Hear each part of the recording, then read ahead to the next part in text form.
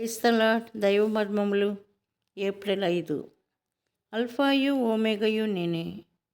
ప్రకటన 1:8. దేవుని యొక్క సంకల్పంలోనికి వచ్చుటకు మనం ఇష్టపడినప్పుడల్లా అపవాది భయంకరముగా పోరాడును. దేవుడు సూచక క్రియలు చేసినప్పుడు అపవాది నిశ్శబ్దముగా ఉండును.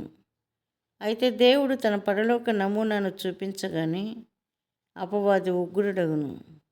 ఈ పరలోక సంకల్పంలోనికి రాకుండా అడ్డగించుటకు ప్రయత్నించును. మన మనస్సులకు ఏది ఉత్తమమో దానిని చేయుచున్నచో అతడు మన జోలికి రాడు. దేవుని పరిపూర్ణమైన క్రమమును జరిగించుటకు ఆశించగానే జయించుటకు కష్టమైనట్టి ఇబ్బందులను అపవాది కల్పించును. అనేక మంది నూతన విశ్వాసులు ప్రభువుకు దూరమైపోవట చూచితిని. దీనికి కారణము సంఘ జీవితంలోనికి వారెప్పుడూ రాలేదు. కొంతమందిని మాత్రమే వారు తమ ఆత్మీయులైన తండ్రులుగా ఎంచుకునిరి.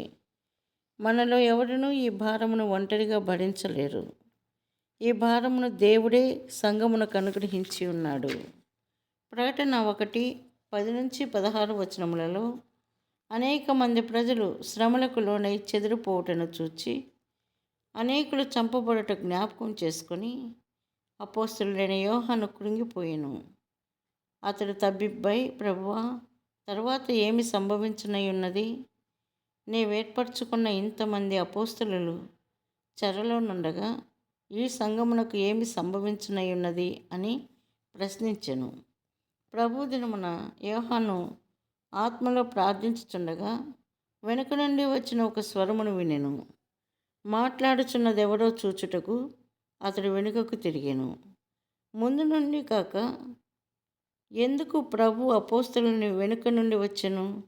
ఇది నా ప్రశ్న. యోహాను తప్పు దిక్కుగా చూచుట వలననే కదా.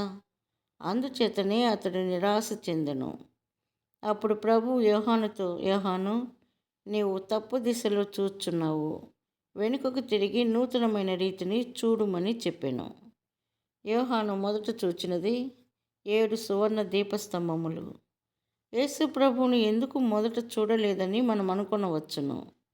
అయితే 12-13 వచనములలో మొదట అతడు 7 సువర్ణ దీపస్తంభములను చూచినని తెలియచున్నది.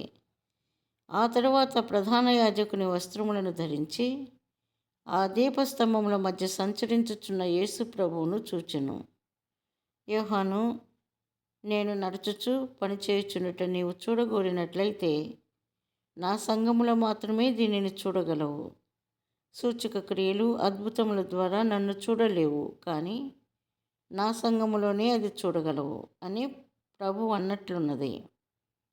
ప్రభు గుంపులను కట్టుటలేదు, సహవాసములను కూడా నిర్మించుటలేదు. తన సంఘమునే ఆయన కట్టుచున్నాడు.